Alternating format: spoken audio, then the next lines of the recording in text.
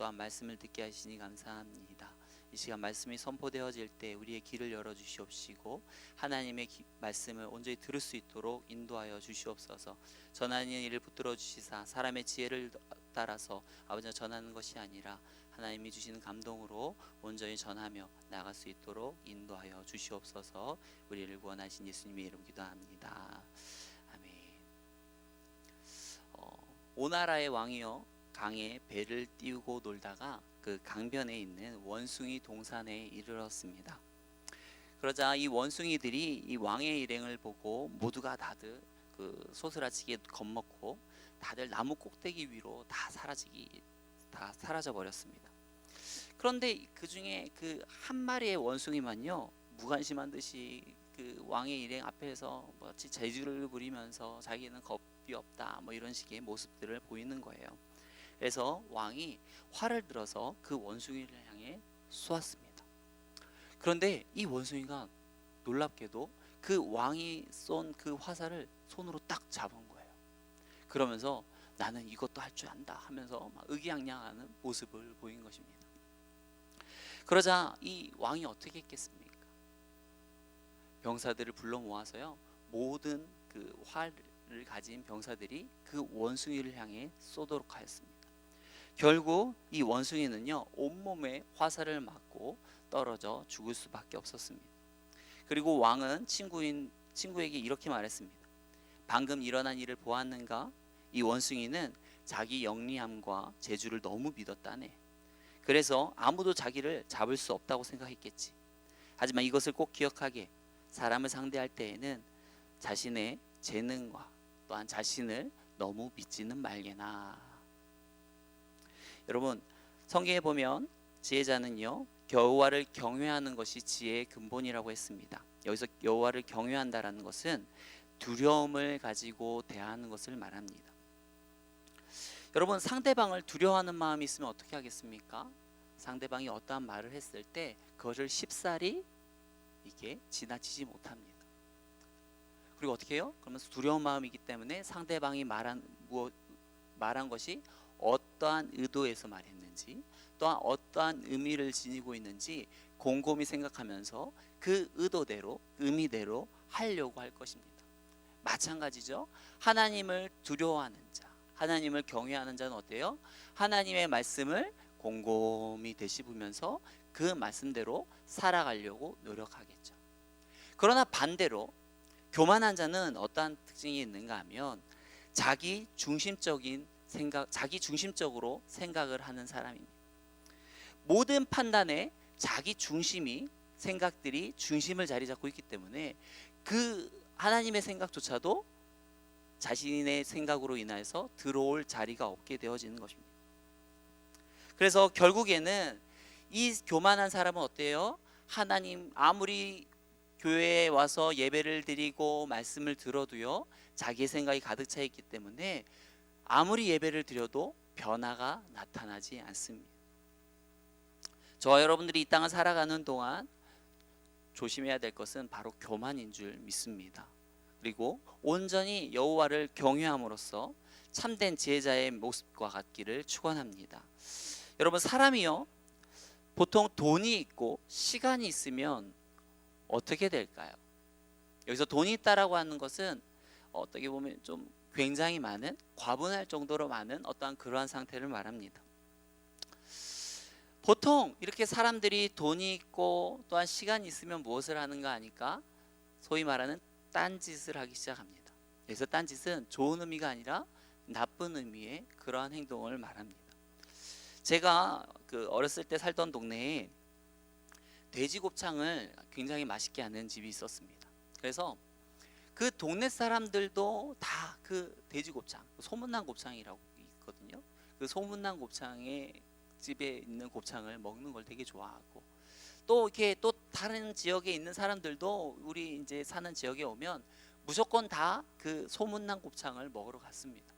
하도 그러다 보니까 맛집 TV에도 나오면서 이 분점도 엄청 많이 냈어요. 그래서 그 같은 동네에 분점을 한 3개 정도 냈는데 그 같은 동네에 있는데도 불구하고 다 사람이 바글바글 합니다. 장사가 굉장히 잘 되고 있었던 거죠. 근데 그렇게 아내가 이렇게 곱창집을 하는데 워낙에 장사가 잘 되다 보니까 그 남편은 어떻게 하겠습니까? 별로 할 일이 없는 거예요. 별로 할 일이 없어요. 그러다 보니까 뭐 자기가 밖에 나가서 돈을 번다고 한들 뭔 그 집안의 보탬이 되겠어요. 그러다 보니까 이 남편은 그 아내가 번 돈을 가지고 흥청망청 쓰는데, 결국 이 남편이 결국 돈이 있고 또한 시간이 있으니까 딴짓을 하면서 온 동네에 그 남편이 바람피고 딴짓하고 막 한다는 것이 소문이 다 나기도 했습니다.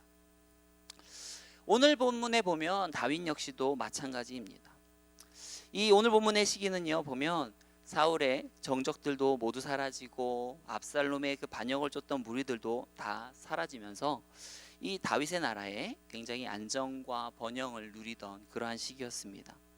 그러자 다윗도 소위 딴짓을 하기 시작을 합니다. 어떠한 딴짓인가 하니까요, 요압을 통해서요 온 이스라엘의 인구를 조사하도록 시킨 것입니다.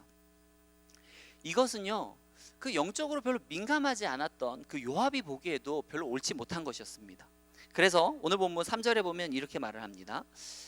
요압이 왕께 아뢰되 이 백성이 얼마든지 왕의 하나님 여호와께서 100배나 더하게 하사 내 주 왕의 눈으로 보게 하시기를 원하나이다. 그런데 내 주 왕은 어찌하여 이런 일을 기뻐하시나이까 하되, 여기서 보니까 어때요? 맨 마지막에 그런데 내 주 왕은 어찌하여 이런 일을 기뻐하시나이까 하되, 결국은 하지 말라는 얘기입니다. 하지 말라는 얘기. 이것은 옳지 못하다라는 것을 지금 꼭 집어서 이야기하고 있는 것입니다. 그런데 어때요? 다윗은 이런 요압의 충언에도 불구하고요 계속해서 인구조사를 속행하는 모습을 볼 수가 있습니다. 여러분, 우리가 다윗의 인생에서 다윗이 지은 가장 큰 죄라고 하면 무엇이 떠오르십니까? 그냥 밧세바가 떠오르죠. 밧세바와 저지른 그 죄악을 떠오를 것입니다. 물론 맞아요. 하지만 저는요 오늘 본문에 이 다윗이 인구조사를 하도록 시키는 것이 바로 밧세바와의 그 범죄와만큼 아주 버금가는 큰 죄라고 생각을 합니다. 왜냐하면 하나님께서는요 오늘 본문에 보면 다윗이 인구조사를 했다는 이유만으로 15절에 보시면 그 형벌을 내리시는데, 잘 봐요. 15절 말씀 한번 보십시다. 이에 여호와께서 그 아침부터 정하신 때까지 전염병을 이스라엘에게 내리시니 단에서부터 브엘세바까지 백성의 죽은 자가 몇 명이며 7만 명이나 됩니다. 여러분, 하나님께서 7만 명이나 이 다윗이 인구조사를 한 이유로 이렇게 죽이시는데요, 하나님께서 이렇게 다윗이 어떠한 범죄를 저질렀다고 해서 이렇게 죄를 7만 명이나 죽이면서까지 물으신 적이 없습니다. 또한 이것을 또한 3일 만에 이루어진 사건이거든요. 이렇게 단기간에 많은 자가 죽었다는 것은 하나님의 진노가 얼마나 극에 달했는지를 생생하게 보여주는 것입니다. 여러분, 7만 명이 죽었다라는 것이, 우리가 뭐 7만이라는 게 어마어마한 숫자잖아요. 워낙에 어마어마한 숫자다 보니까 이게 좀 감이 안 오는데요. 여러분, 우리가 그 코로나로 인해서 어떻습니까? 우리가 설 명절에도 부모님도 제대로 막 찾아뵙지도 못하고 또 자녀들도 마음대로 오라고 하지도 못하고 막 좀 그러지 않았습니까? 제 첫째 아들은요 지금 이제 초등학교 이제 2학년 올라가는데 이 코로나 때문에 학교를 제대로 가본 적이 없습니다. 그러다 보니까 만약 코로나가 끝나고요 이제 너 학교 매일 가야 돼 라고 하면은 그 친구는 왜 학교를 매일 가야 돼? 이제 이렇게 따질 판입니다. 맞죠? 이런 코로나 때문에 어때요? 다들 두려워하면서 제대로 뭐 사회적인 기능, 어떤 예배의 기능, 모든 것들이 제대로 돌아가지 않는데, 그런데 이렇게 우리를 두렵게 하는 코로나로 인해서 죽은 숫자가 몇 명인가? 오늘 아침에 제가 확인해 봤습니다. 그랬더니 1538명입니다. 1년 동안.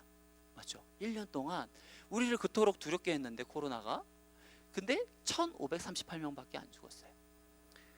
물론 또 코로나 확진자를 또 보니까 확진자는 8만 5천 명으로 한 7만 명과 좀 비슷한 숫자입니다. 그런데 이것은요 인구 차이를 고려하지 않은 거예요. 우리나라의 인구가 몇 명이죠? 5,200만 명 정도 됩니다. 5,200만 명이에요. 그런데 이 당시 이스라엘의 인구가 몇 명인가 하니까 9절 말씀에 보면 봐봐요. 요압이 백성의 수를 왕께 보고하니 곧 이스라엘에서 칼을 빼는 담대한 자가 80만 명이요 유다 사람이 50만 명이더라. 그럼 80만 더하기 50만은 130만 명인 거죠. 그러니까 남자들, 전쟁에 나갈 수 있는 그 남자들의 수가 130만 명이다. 그럼 나머지들 뭐 어린이, 또 여성네들, 여자들, 그리고 노인들, 이 부류까지도 다 130만 하면 다 더하면 얼마예요? 520만이잖아요. 그러면 520만이면 딱 우리나라 인구의 10분의 1이거든요. 그런데 그들의 10분의 1인 그 이스라엘 인구 가운데서 7만 명이 죽었다는 것은 우리나라 5,200만 명으로 치면 몇 명이 죽은 것 같습니까? 비율상으로는 70만 명이 죽은 것과 마찬가지죠. 어마어마한 수가 그 3일 만에 죽은 것입니다. 그런데 여러분, 무엇 때문에 이렇게 많은 사람들이 죽었습니까? 다윗이 인구 조사를 명했기 때문에 이렇게 많은 사람이 죽게 된 것입니다. 여러분, 인구 조사가 뭐가 그렇게 사실 죄가 되겠습니까? 맞죠? 사실 앞서서도요, 이스라엘이 인구 조사를 안 했던 게 아니죠. 민수기에서도 인구 조사를 했었습니다. 그리고 아무 일도 일어나지 않았습니다. 그런데 문제는 이 다윗이 인구 조사를 한 게 무엇이 문제냐? 앞서 이스라엘이 인구 조사를 한 것과 지금 다윗이 인구 조사를 한 것은 의미 자체가 틀리기 때문에 하나님께서 이런 벌을 내리시는 겁니다. 무엇인가 하면 민수기에 나오는 인구 조사는요, 바로 하나님이요 모세에게 명령한 거예요. 하나님이 명령한 겁니다. 그리고 그것을 수행한 것입니다. 하지만 이 다윗의 인구 조사는 어때요? 하나님이 시켜서 한 게 아니라 다윗 스스로가 한 거예요.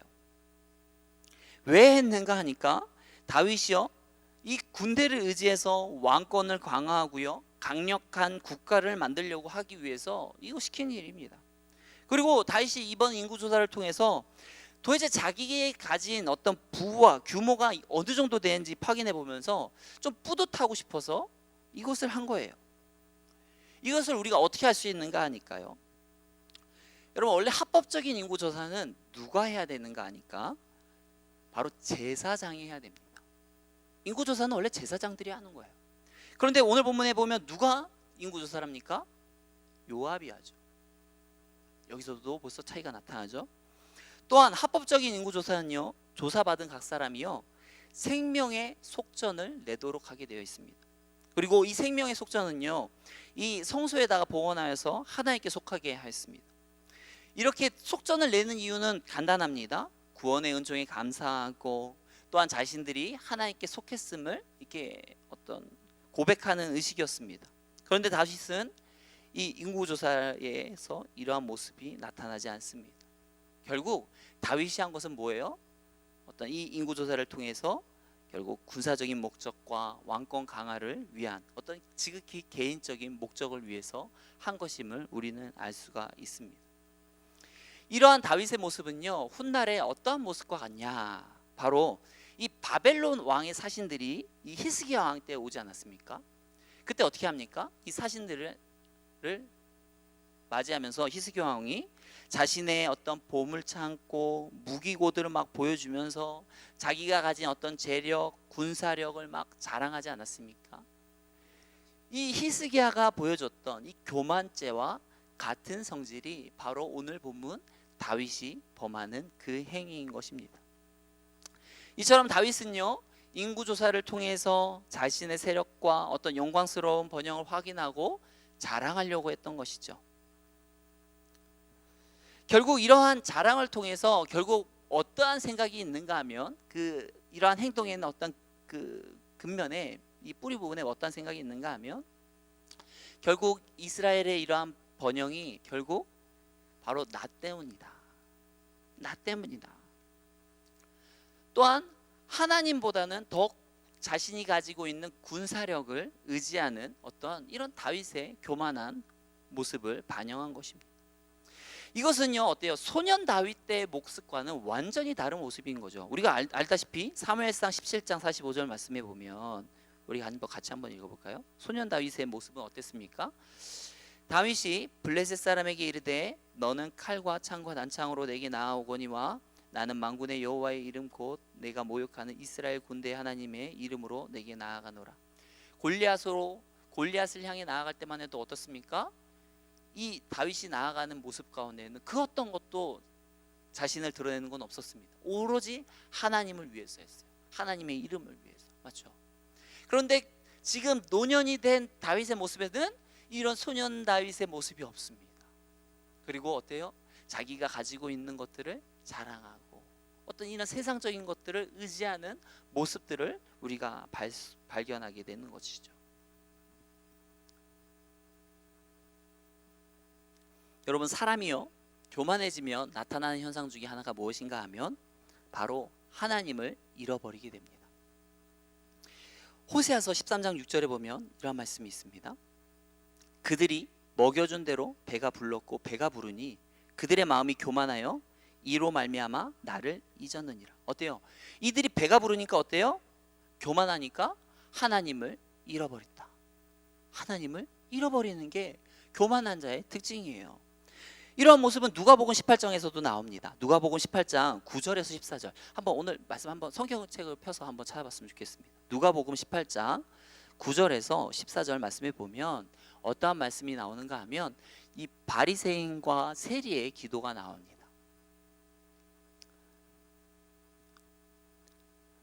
이 바리새인과 세리의 기도가 나오는데요. 여기서 바리새인의 기도를 우리가 주의 깊게 살펴보면 이 교만한 이 바리새인의 기도에는요 하나님이 드러나지 않습니다. 여러분 한번 찾아보십시오.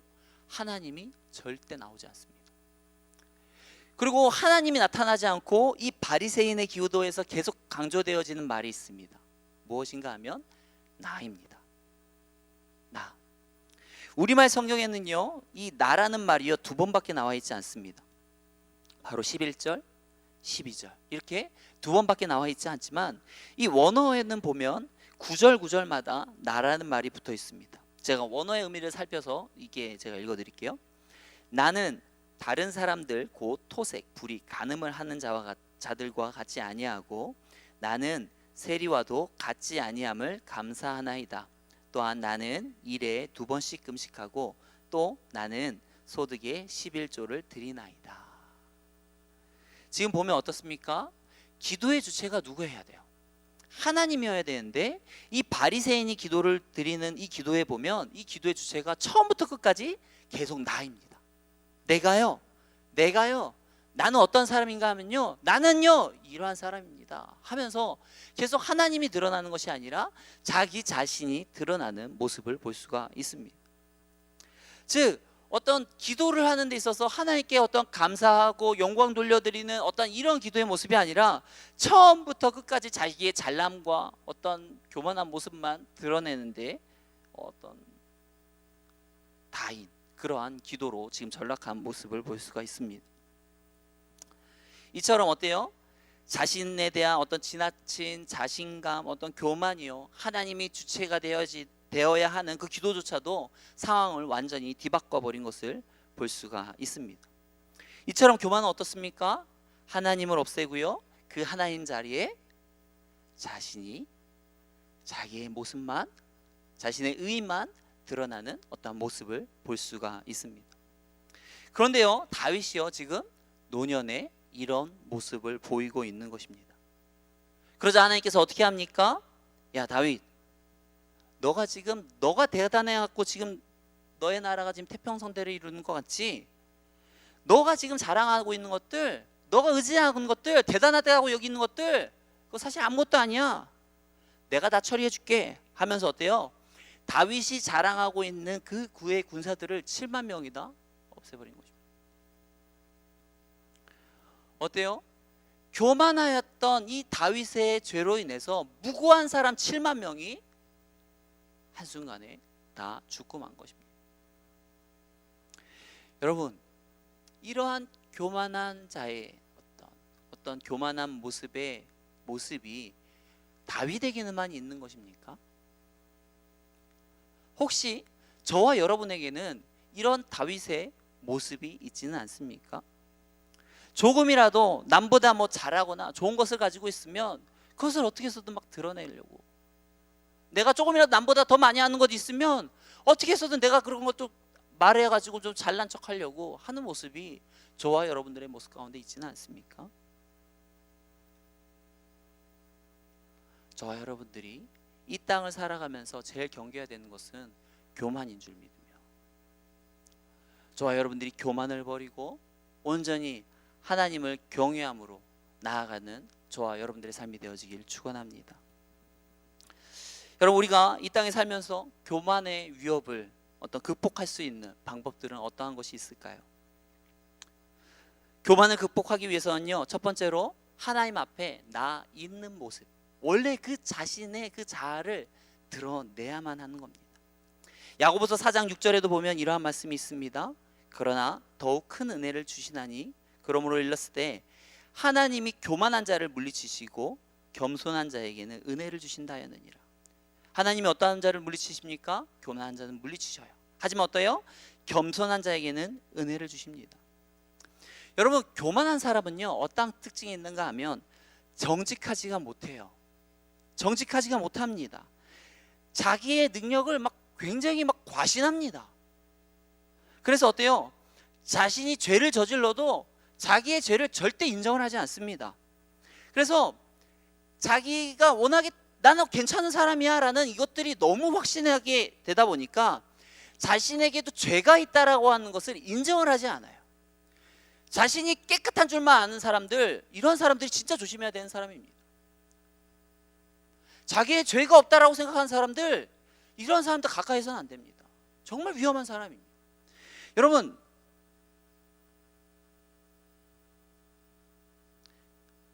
죄가 뭐예요? 죄가 뭡니까? 하나님이 보시기에, 하나님이 정한 기준에 조금이라도 부족하거나 모자른 게 다 죄예요. 남과 비교해서 내가 나으면 죄가 아닌 거가 아니에요. 남이 비교의 대상이 아니라 하나님이 정한 기준에 내가 조금이라도 부족하면 다 죄인 거예요. 그런데 우리가 하나님이 정한 기준에 우리가 스스로 다 다를 수 있는 사람이 있습니까? 없어요. 그렇다는 얘기는 우리 모두가 다 죄인인 겁니다. 여기서 하나도 그 죄인이라는 사슬에서 벗어날 수 있는 사람은 아무도 없어요. 그런데 그런 자신의 그런 죄인된 모습을 알지 못하고 깨닫지 못하고 그저 나는 괜찮은 사람, 나이스한 사람 이렇게만 알면 어떻습니까? 그런 사람만큼 위험한 사람이 없는 거예요. 여러분, 요한계시록에 보면 소아시아 7교회 가운데도 보면 라오디게아라는 교회가 있습니다. 그런데 그들이 스스로를 뭐라고 말하는가 하면 나는 부유하여 부족한 것이 없다라고 말합니다. 이들은요, 실제로 부자입니다. 그러다 보니까 물질이 풍부하다 보니까 마음이 부족한 것이 없었어요. 그런데 그냥 마음이 부족하지만 않으면 되는데 이 부족하지 않다 보니까 뭐도 없는가 하면 하나님을 찾고 부르짖고 기도하는 모습조차도 없었습니다. 그러다 보니까 하나님께서 이들을 향해서 뭐라고 말하는가 하면 계시록 3장 17절 말씀해 보면 우리 같이 한번 읽어볼게요. 내가 말하기를 나는 부자라 부요하여 부족한 것이 없다 하나 내 공고한 것과 가련한 것과 가난한 것과 눈먼 것과 벌거벗은 것을 알지 못하는도다. 이 사람들이 보기에는 세상적인 기준으로 자신들을 살펴보았더니 자기는 부족한 게 없어요. 그러니까 자기는 어때요? 나이스한 사람입니다. 괜찮은 사람입니다. 그런데 이것을 세상의 기준이 아니라 하나님의 기준으로 나를 되돌아봤더니 어떻습니까? 이 사람들의 그 실체가 어때요? 공고합니다. 가련합니다. 가난합니다. 눈먼니다. 벌거벗었습니다. 그런데 그런 자신의 모습을 알지 못하는 그런 상황 가운데 있어요.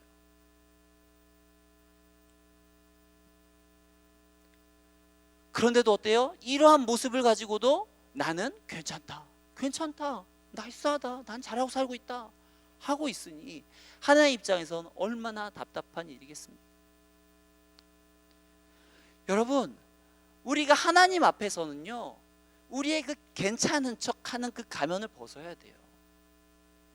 하나님 앞에서 굉장히 의로운 척하는 그 가면을 벗어야 됩니다. 하나님 앞에서조차 이 괜찮은 척하는 이 가면을 쓰고 나타나서는 하나님 앞에 이 라오디게아 교인들처럼 되는 거예요. 나는 부자라, 부여해서 부족한 것이 없다 라고 말하는 거예요. 왜요? 나는 가면 쓰고 있으니까. 그런데 그의 실체는 무엇입니까?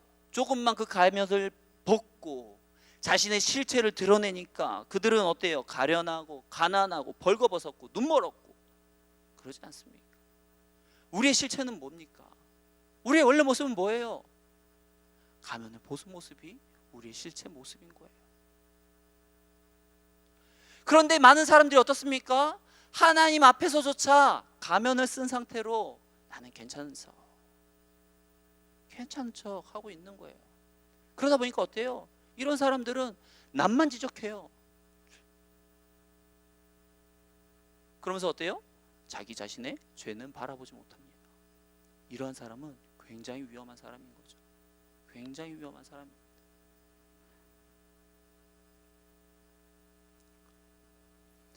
완전하시고 거룩하신 하나님 앞에 자기의 온전한 실체를 드러나지 않는 이상 우리는 우리의 온전한 모습을 발견할 수가 없습니다.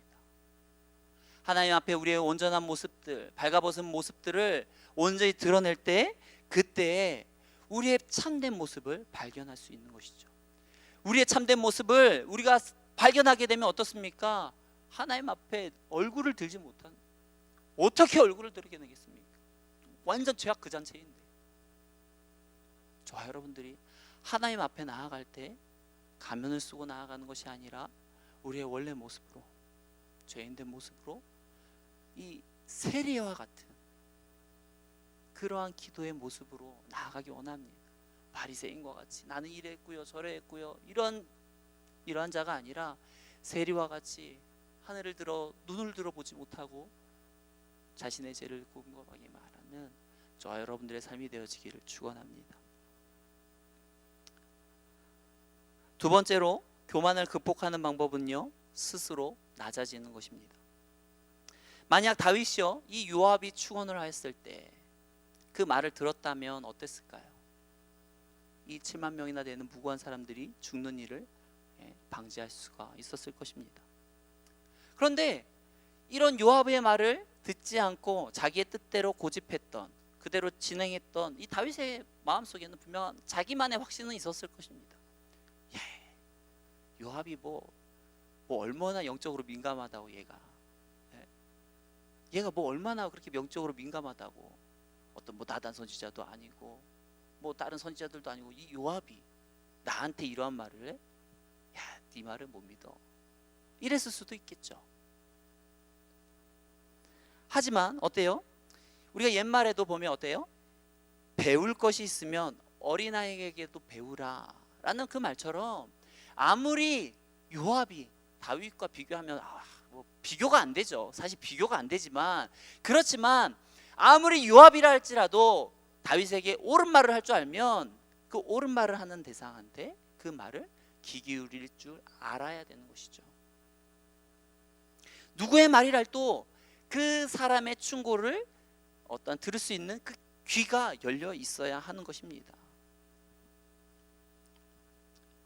여러분, 사막에는 보면요 물이 전혀 없죠. 물론 드문드문 오아시스가 있긴 하지만 어때요? 너무나도 광활한 그 사막에 비하면 오아시스는 너무나도 조금 부족할 뿐이죠. 그런데도 불구하고 이 사막에는요 많은 식물과 동물들이 살고 있습니다. 어떻게 이 물이 없는 이 사막에서 이 수많은 동물과 식물들이 살 수 있을까? 그것은 어떻게 사는가 하면 바로 이 사막은 어떤 특징이 있습니까? 낮에는 굉장히 덥죠. 밤에는요 어떻습니까? 이 낮에는 엄청 더웠는데 밤에는 너무 춥죠. 이런 너무나 큰 일교차를 이용해서요 이 아침이 되면 이 바위와 식물 그리고 땅이 지면에 보면 이슬이 맺히게 됩니다. 그리고 이 동물들은요, 이 이슬을 먹기 위해서 어떻게 해야 되냐면 이 한 가지 필요한 것이 있어요. 뭔가 하면 바로 겸손함입니다. 동물들은 이 저마다 자신만의 방법으로 이 이슬을 먹기 위해서 겸손해집니다. 뱀들은요, 몸을 최대한 돌돌 말아서 굽힌 다음에 자기의 몸에 내려앉아 있는 그 이슬들을 핥아 먹습니다. 개구리는요, 고개를 숙여서요, 떨어지는 이슬방울들을 두 손으로 받아 마십니다. 손이 없는 곤충들은요, 개구리와 같은 방법으로 최대한 고개를 숙인 다음에 이슬을 땅에 떨어뜨린 뒤에 엎드려서 마십니다. 동물들이 어떻게요? 최대한 머리를 숙여서 이러한 행위를 하는 것은 뭐 때문입니까? 그 황량한 사막 가운데서 살기 위한 생존의 법칙인 것이죠. 여러분, 이 동물들이 이러한 자세를 취하는 것은 이 물을 먹을 때뿐밖에 없습니다. 물을 먹을 때만 이러한 행동을 하지 다른 때에는 이러한 행동을 하지 않습니다. 여러분, 한 가지 질문해 볼까요? 사람들은 겸손한 사람을 좋아하나요? 교만한 사람을 좋아합니까? 겸손한 사람을 좋아하죠. 하나님은요, 겸손한 사람을 좋아하십니까? 교만한 사람을 좋아하십니까? 겸손한 사람을 좋아합니다. 여러분, 우리가 교만해서 사람도 좋아하지도 않아요. 하나님도 좋아하지 않습니다. 그런데 우리가 스스로 높다 하면서 남들 깔아봉기면서 교만할 이유가 전혀 없는 거예요. 저와 여러분들이 정말 하나님이 원하시는 겸손함으로 우리를 치장하기 원합니다. 하나님께서 어때요? 이스라엘 백성들로 하여금 어땠습니까? 40년 동안 광야에서 지내게 하셨습니다. 왜 광야에서 지내게 했습니까? 그렇게 낮아지기를 원했던 거죠. 더 누구의 도움도 바랄 수 없는 곳에서 하나님만 바라보도록 하기 위해서 그렇게 낮아지도록 한 것인 줄 믿습니다. 그런데 어때요? 이스라엘이 그 하나님의 뜻대로 하나님만을 의지했을 때 어떤 일이 일어납니까? 이스라엘로 하여금 홍해를 건너게 하시고 만나도 먹게 하시고 말씀물을 달게 하는 역사가 일어나지 않았습니까? 하나님은요, 우리를 돕기 원합니다. 우리를 돕기 원하는데 어떻게 하면 우리를 도울 수 있습니까? 우리가 겸손해야지 우리를 도울 수가 있습니다. 겸손한 상태로 하나님만을 바라보고 하나님만을 의지할 때 하나님이 우리를 도우실 수가 있는 것입니다. 저와 우리의 여러분들의 삶을 정말 온전히 하나님께 맡기기 원합니다. 그래서 우리의 입에서 감사가 떠나지 않기 원합니다. 날마다 나를 드러내는 일에 우리가 힘쓰는 것이 아니라 하나님을 드러내고 감사하는 일에 더욱더 힘쓸 때 하나님께서 우리에게 내려주시고자 하는 복들을 충만히 부어주실 줄 믿습니다. 저와 여러분들이 이 땅 사는 동안 교만을 멀리하고 겸손함으로써 더욱더 하나님을 온전히 섬겨 나가시는 저와 여러분들의 삶이 되어지기를 축원합니다. 시간 같이 기도하겠습니다. 시간 우리가 다 같이 통성으로 같이 기도했으면 좋겠습니다. 하나님, 이 땅을 사는 동안 우리가 교만을 버리게 하시고 하나님만을 의지하게 하여 주시옵소서. 더욱더 겸손하게 하시고 더욱더 하나님을 의지할 때 더욱더 하나님의 주시는 올라온 축복들을 누리는 인생들이 되게 해달라고 이 시간 같이 기도하며 나가겠습니다. 기도합니다. 사랑과 은혜가 많으신 하나님, 우리를 붙들어 주시기 원합니다. 이 땅을 살아가는 동안 아버지, 우리에게 온전히 교만이 마음이 없어지기 원합니다. 하나님을 보지 못하고 하나님을 지워버리고 나만 드러내려고 하는 이런 거짓된 모습인 교만을 버리고 더욱더 겸손한 모습으로 더욱더 하나님을 의지하는 모습으로 나아갈 수 있게 하여 주시옵소서.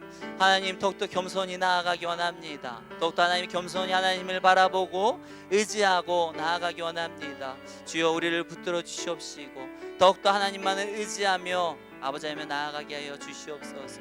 주님 하나님을 경외합니다. 주님을 두려운 마음으로 바라보기 원합니다.